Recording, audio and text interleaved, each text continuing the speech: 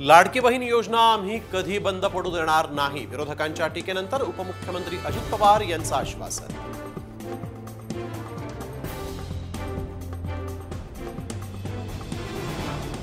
विजय काय असतो ते काल दाखवून दिलं. मुंबई विद्यापीठ सिनेट निवडणुकीच्या विजयानंतर आदित्य ठाकरेंची प्रतिक्रिया.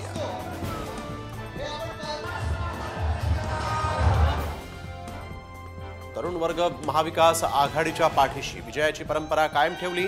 सिनेट निकालावर विरोधी पक्षनेते विजय वडेट्टीवार यांची प्रतिक्रिया.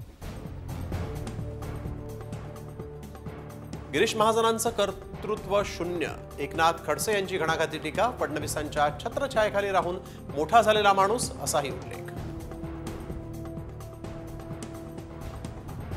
राज्यात सोमवारपासून हर घर दुर्गा अभियानाची सुरुवात होणार. लोकसभा अध्यक्ष ओम बिर्ला यांच्या हस्ते होणार शुभारंभ.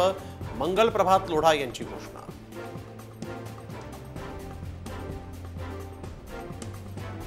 पंतप्रधान मोदींनी मला ध्यानीमनी नसतानाही राज्यपाल पद दिलं. राजस्थानचे राज्यपाल हरिभाऊ बागडे यांचं वक्तव्य. दिघे साहेबांच्या आडून शिंदे बाळासाहेब ठाकरे यांच्या नेतृत्वाला चॅलेंज करतायत. केदार दिघेंचा दावा, तर गद्दारी पचवण्यासाठी सिनेमा काढला, अशी ही टीका.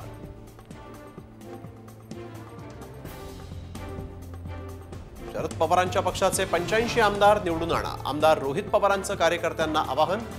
पवारांच्या वया इतके उमेदवार निवडून आणण्याचा विश्वास व्यक्त.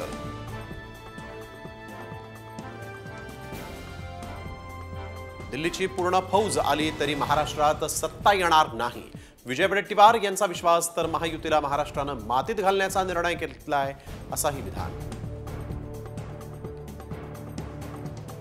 जरांगेंना पाठिंबा देणाऱ्या नेत्यांना घरचा रस्ता दाखवणार. विधानसभा निवडणूक मराठा विरुद्ध ओबीसी अशीच होणार. ओबीसी नेते नवनाथ वाघमारेंचं मोठं विधान.